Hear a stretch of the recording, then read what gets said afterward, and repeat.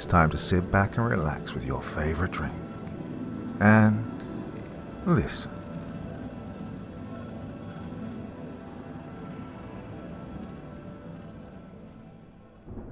Fresh Meat by Corpse Child. You know, I used to laugh at the idea of being a vegetarian. The idea of purposefully not eating meat used to sound so dumb to me. I mean, yeah, healthy lifestyle and all. And yes, I am aware that some people actually can't eat meat because of an inability to digest it. But come on. How could you say no to a nice full rack of baby back ribs or a quarter-pounder New York-style steak, right? Well, guess the joke's on me now. After what happened, I can't think of any of that without wanting to puke. I'm going to put this out there now. If you're faint of heart or weak of stomach, do not read this. Let me also go ahead and say that no, I'm not talking about Mickey D's either. Say what you want about their food not being actual meat or whatever, but I can guarantee you, whatever it is made of, it's far less horrific than what I saw at a place I used to work at. Mr. Pigley's Diner, home of delicious meat, happy bellies, and having a snorting good time. Those words, the big, bold, red words plastered next to that smiling, fat-ass pig with a 50s-style football jacket and haircut, will always haunt my nightmares. The place itself was one of those that was made to resemble an old-timey diner from the 50s and 60s. Black and white tiled floor, vintage photos from car shows, old stuntmen or shots of Elvis Presley, as well as different antiques on display. The place even had an actual jukebox, coin-operated with actual CDs instead of the touch-screen ones you see nowadays. In the middle of the dining area was where the bar was. During the day, till about 6 or so, it was a nice cream bar, with the barley sodas being brought out later on in the evenings. Remember how you could bring your kid up to the bar on a Friday afternoon for a little oinkers hour, where the ice cream was handmade right in front of them, and they got whatever flavor and toppings they wanted, and however much of it they wanted for free. Aside from this, they also had the Piglet Wall of Fame, where the Rugrats would have pictures taken of them in little pig masks with the mascot, Mr. Pigley, standing beside them as they scoffed down a 3-ounce plate of pulled pork. Well, of course, the kids loved it. And the parents loved it too for how dirt cheap the food was. And we're talking $15 tops for a large-sized barbecue plate with 2 large sides with a drink. I say all of this to say that the place was very family-oriented, or particularly when it came to bringing the kids. My family actually used to take me and my brother Andre when we were little kids, and, like I said, with all the other kids, we too had more than our fair share of our little oinker hours on Fridays to kick off the weekend, and had our pictures added to the Wall of Fame, which are all gone now after what happened. Now, take that and fast forward to almost a year ago. I'm 21 and having just moved out of my parents' house with no degree or any other job experience, and I needed to have a way to make rent for my apartment. And you can imagine how difficult a decision it was for me to choose Mr. Pigsley's Diner as my go-to. I was hired almost on the spot after I put in an application to be a cook. Well, the pay for the job I'd be doing admittedly wasn't quite as bad as I was expecting. $11 an hour, 40 hours a week. Of course, being that it was strictly second shift, this meant long, exhausting nights slaving in the kitchen and then closing the kitchen. It was rough, but I had to do it. And after about a month or two, I'd just about gotten used to it. Actually, it wasn't long after that I was getting my first raise to $11.75. I'd also managed to get to a point, usually because the other kitchen staff were out back taking a smoke, that I was actually able to handle working most areas of the kitchen alone. In other words, I'd gotten pretty good at my job pretty quickly. One of my duties, unfortunately, was washing any remaining dishes at night when we closed. It sucked, mostly because of the fact that it was always the grill utensils and shit that I got stuck washing. You know, the shit that would be the dirtiest.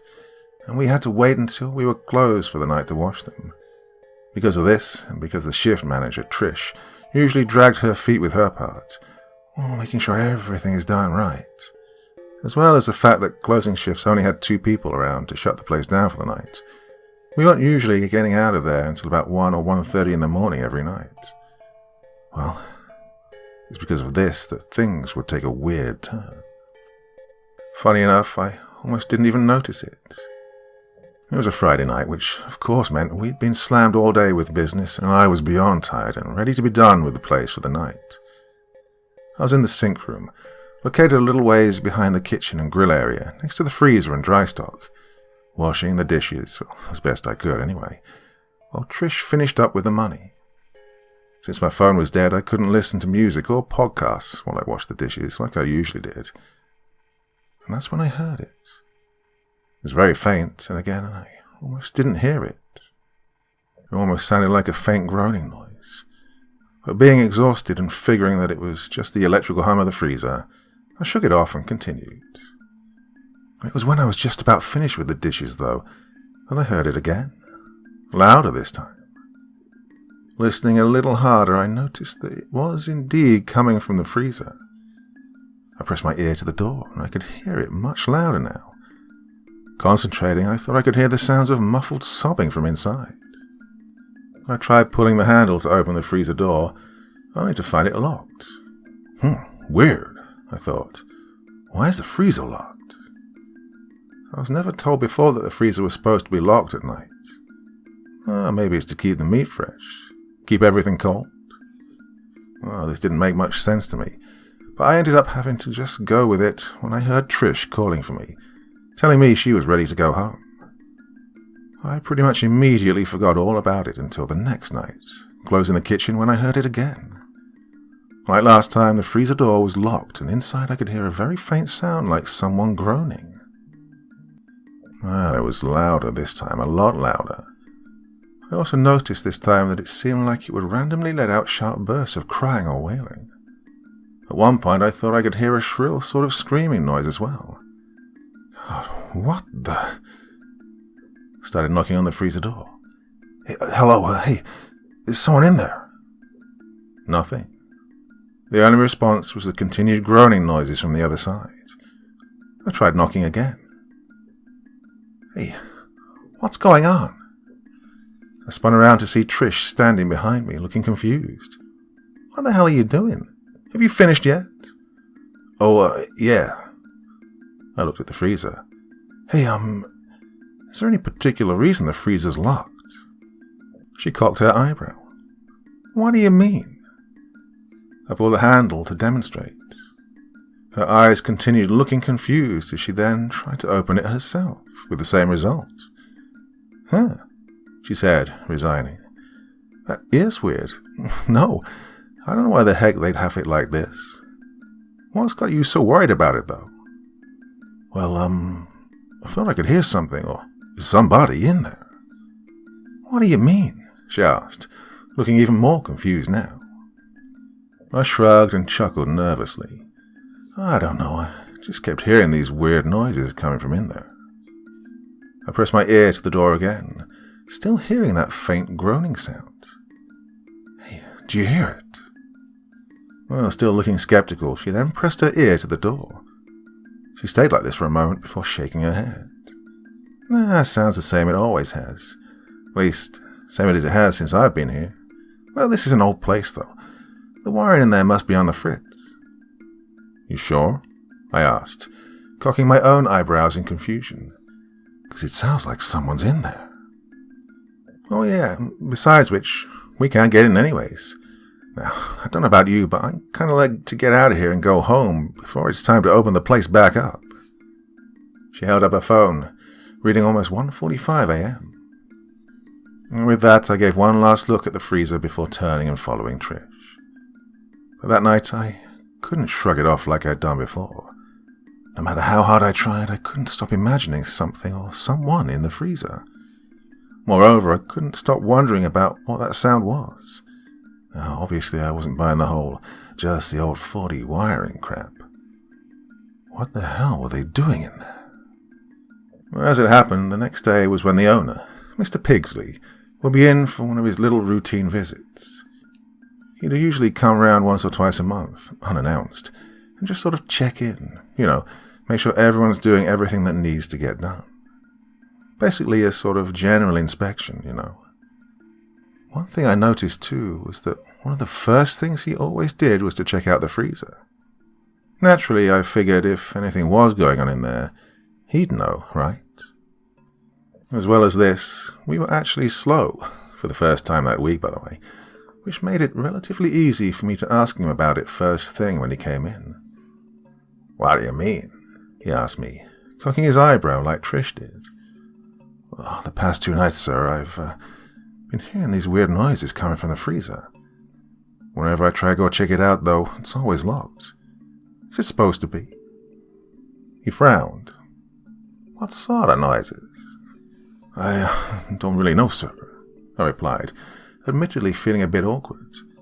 "That sounds like someone's in there." And he stared, frowning at me for a moment before opening the freezer and walking inside. I followed him. Inside, of course, I heard the droning of the refrigeration systems, in other words, the normal sounds it should have been making in there, and there were boxes labelled "fresh meat" stacked against the walls. Everything was there just the way it was supposed to be. No weird sounds, nobody else in the freezer, aside from me and Mr. Pigley. "Well," he said, turning back to me, "I don't hear nothing." He looked back inside for a moment before saying, "Okay, nothing except for the fridge wires on their last legs. I reckon I'll have to get that looked at, won't I?" He chuckled when he said this, before then saying, "Hey, thanks for letting me know."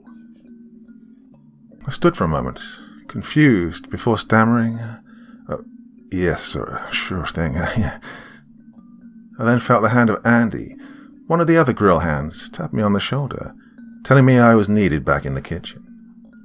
Mr. Pigley waved his hand dismissively before turning and going back into the freezer. Fridge wires on their last legs? I couldn't take my mind off of how wrong that sounded to me. For one thing, the fridge actually sounded normal. Plus, after taking a peek at the thermostat outside, I saw that, well, at least according to the reading at the time, it was working just fine. Secondly, this didn't make sense to me because, if they really were on their last legs, shouldn't he have known that and done something long before now? On top of all that, though, was the fact that the big question wasn't even answered. Why the hell was the freezer door locked? Not only this, how was it locked? There were no bolts or anything on the handle, inside or out. As much as I wanted to shove all of this at Mr. Pigley until I got an answer, I wouldn't get the opportunity again before he left. That night I wasn't the one to close the kitchen, having agreed to switch shifts with Andy so he could get a few more hours in. For some reason he was only scheduled 2 days that week for 5 hours each. So this meant I was getting off that night at around 10 p.m. Because I was still skeptical, or should I say suspicious, about the whole freezer thing, I asked him, as part of the agreement, if he'd keep an eye on the freezer and tell me if he noticed anything off about it. He agreed, though I could tell he thought I was nuts.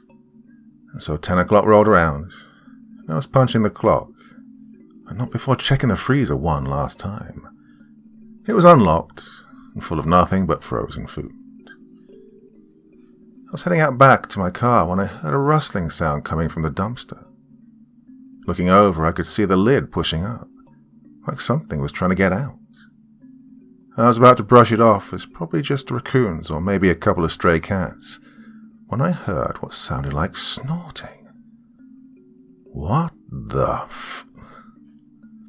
I was cut off when I then heard a high-pitched squealing noise that almost seemed to echo in the empty parking lot. This caused my heart to skip about 3 or 4 beats, and I had to close my eyes and cover my ears tight. This was followed by several loud banging noises coming from inside the dumpster. I watched this continue, jaw slacked, frozen in shock, until the lid of the dumpster suddenly flew open.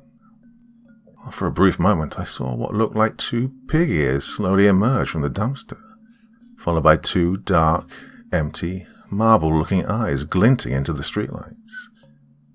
That was when I took off like a bat out of hell and bolted back around to the front of the diner and ran inside. "Hey, guys," I shouted, crashing through the front doors. They immediately looked at me, wide-eyed and startled. I struggled to speak, being out of breath. There's something out there. Where? Andy asked. I pointed to the back and said, breathless, at the dumpster. His face immediately fell into one that said, "Oh, you're shitting me here, right?" I caught my breath as Trish asked what it was exactly that I'd seen. I began, remembering those two black beady eyes glaring at me. I think it was a pig. A pig? Trish asked, her voice completely bewildered now. Andy stared at me for a second before scoffing. "Dude," he said, sounding like he was 2 seconds from busting his gut laughing in my face. "Man, whatever shit you're on." "I'm serious," I shouted, cutting him off. He just kept looking at me like I was crazy while Trish looked lost. I saw 2 pig eyes staring at me from the dumpster. I heard it squealing too. "Where the hell could it have come from?" Trish asked. "I mean, there's no farm around here." Andy snickered and remarked, "Oh, maybe the last truck had one that wasn't quite ready yet." Oh, Trish snickered at this too. I was the only one, though, who wasn't finding this funny.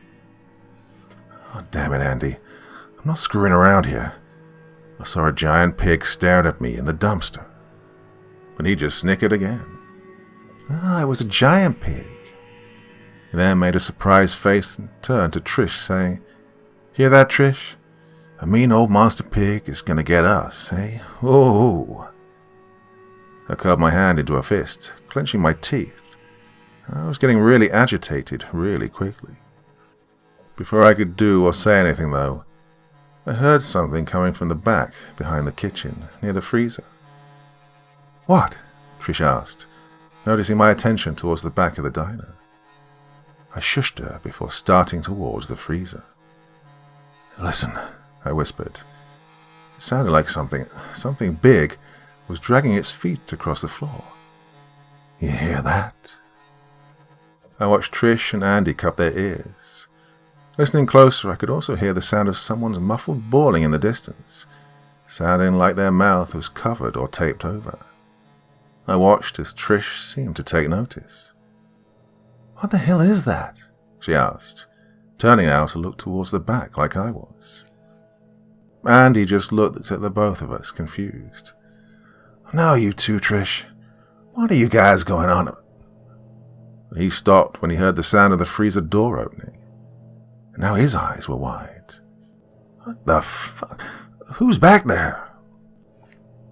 We heard the freezer door shut, still hearing the muffled screaming from behind.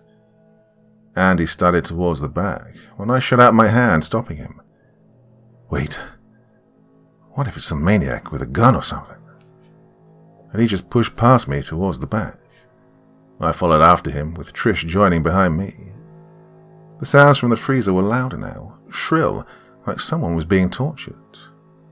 I could hear what sounded like a young girl, high school age, screaming, "No, please don't, let me go." These were followed by sharp cries of pain that caused the 3 of us to have to cover our ears. And as we were doing this, the sounds, both of screaming and the weird squealing, were getting louder and louder.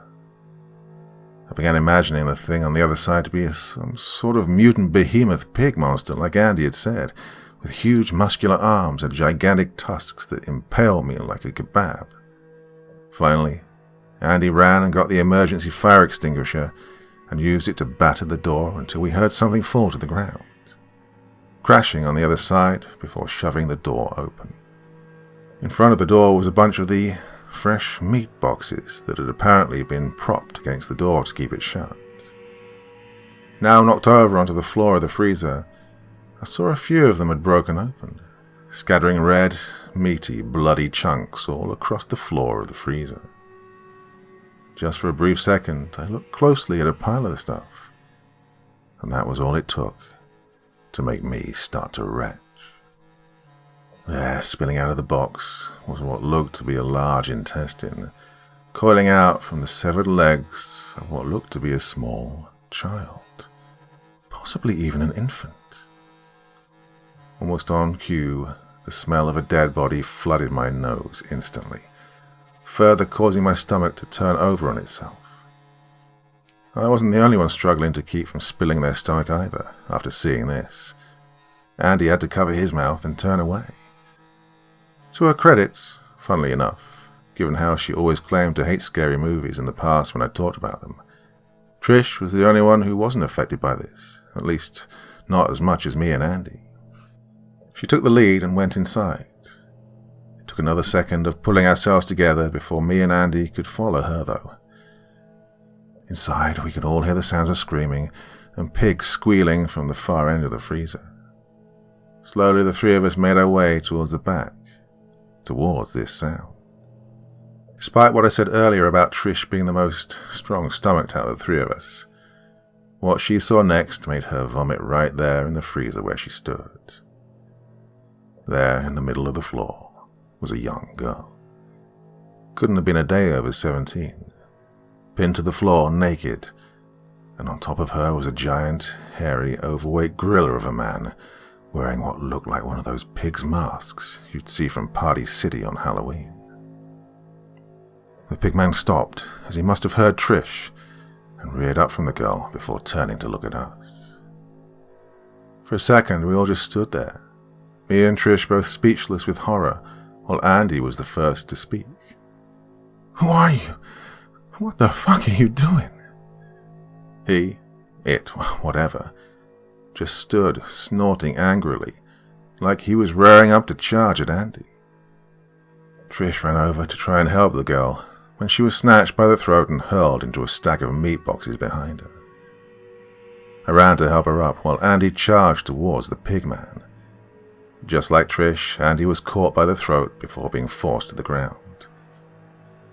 After helping Trish up, she ran over to help the girl, while I tried to help Andy. The Pigman had him on the ground, crushing his throat and pressing one knee on his chest, crushing his ribs. And without thinking, I hurled myself at him, shoving him off of Andy and into the wall to the right of us. Andy was wheezing and gasping for air as I helped him to his feet, while Trish rushed her and the girl out of the freezer. "Call the police," I shouted to her as she ran out. When I looked to where the Pigman had landed, I saw that the mask had fallen off. Now, against the wall, buck-ass naked, was Mr. Pigley. What the... Before I could even finish that thought, he looked up at me, glaring, before letting out a deafening squeal and charging at me. In less than a few seconds, he was on top of me, ravenously trying to bite at my face like a rabid dog. I tried pushing his face away, which resulted in 3 of my fingers getting bitten, hard enough to start bleeding and go numb. Andy tried wrestling him off of me by getting him in a chokehold, only to be met by a backhand that sent him into the wall again. Now he was crushing my throat like he had been with Andy. My vision started blurring when, the next thing I knew, I felt Mr. Pigley's hand release my throat, causing me to grasp for air. Mr. Pigley was on the ground, staring up at the ceiling, dazed, with Andy holding one of the boxes that he'd used to bash him over the head with. "Hey, you okay?" he asked. Yeah, I groaned, pain still shooting through my hand. I could hear Mr. Pigley groan as he stirred on the floor. I told Andy to stay there and make sure he didn't go anywhere while I went to check up on Trish. Sure enough, Trish and the girl were out front, talking to a couple of police officers. I joined them and they asked me where he was. I led them back to the freezer where Mr. Pigley was still writhing on the floor. The officers then took over, leading us back out to the front. By that time, the parking lot was filled with police cars and an ambulance. After having them checked out by the ambulance, the other officers escorted Andy, Trish, and the girl home while I was checked out for my hand. I actually had to be taken to the hospital for it to get stitches. I read a few days after that, upon looking into the contents of the freezer, The mutilated remains of infants, as well as several teenagers, had been found with evidence that they were being ground up and processed using the meat grinder next to the dry stock area in the back. Mr. Pigley was arrested and tried for kidnapping, as they were unable to link him to any of the human remains at the time. He claimed, though, that he had absolutely no idea what was going on, that apparently he was at his house one moment and then lying naked in the freezer the next. In the end, he was sentenced to 3.5 years in a psychiatric facility. The diner was closed down and condemned after that, and a month later, it was cleared out and bulldozed, and is now serving as a vacant parking lot. I lost all contact with Trish and Andy, as well as anyone else from Mr. Pigsley's diner, soon after that night, and got a new job as a sales associate at a thrift store, where I work nowadays. Well, the pay isn't as much and the hours are long, sure, but my co-workers are pretty cool. Plus, at least I don't have to work around food anymore. Well, it was sometime last week that I was scrolling around online, just screwing around on my break at work, when I found old articles about local sightings of the Pigman. I clicked on them and read about multiple reports of people, namely teens and or small children, going missing in the dead of night in the town located just next to mine. Each time a few witnesses would claim to see a giant creature with the head of a pig and the body of a man lurking around. Of course, these were usually the tinfoil hat types making these claims, so it didn't surprise me that these claims weren't exactly taken seriously by authorities at the time. That said, they never found any suspects, nor were the missing persons ever found. But the worst part, the thing that's driven me now to have constant nightmares, was when I looked at the dates of the reports. They were all dated in the early 50s, right around the time that the diner had first opened its doors. All that time, I, as well as God knows how many others, had been eating children. What's even worse is that for almost a year, I was the one that had cooked it and served it to people. This is why I've decided 2 things. First, I will never work in another food establishment again. No exceptions. And the second is that I'm strictly a vegetarian. It was admittedly a bit hard at first. Like I said, how could you pass up a nice juicy prime rib? But any time I thought about meat of any kind, well, I can't help but remember what I saw in the freezer that night.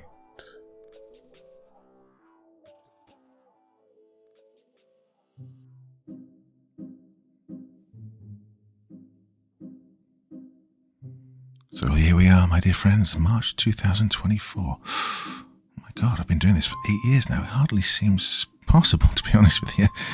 Time is just, flying by. It really is.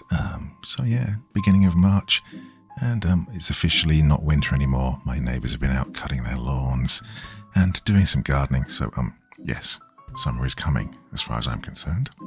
Oh yeah, so another wonderful story there from Corpse Child. From his fabulous collection. Hope you enjoyed that one. Shorter one this evening, but I'm finally getting back to full fitness. So, finally, it's taken a long, long time. I must have been ill for 6 weeks at least, 7, maybe a bit longer. But finally getting back on my feet and very happy about it. So, more stuff coming soon. Maybe tomorrow night, probably Wednesday. I'm going to crank out some of those 1 hour, 2 hour stories, which I haven't done in a bit too long, because I know those are most of your favourites, I think. And I enjoy doing them, get into the nitty-gritty of a long story with lots more going on. Well, that is enough for this evening, though. Back again very soon, my dear friends. Till the next time, very, very sweet dreams. Bye-bye.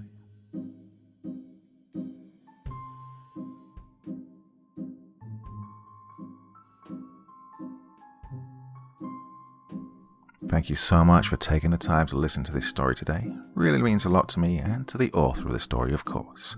Well, if you want to know more about me, I'm pretty much everywhere on social media. You can find me on Facebook, Twitter, Instagram. You can download my music on SoundCloud. I've got a Patreon if you feel like. Throw me $1 or 2. Very much appreciated. And of course, on Reddit, I have a place where you can leave stories if you want me to read one that you've written. Well, hoping to see you all again very soon. Till then, sweet dreams. Bye-bye.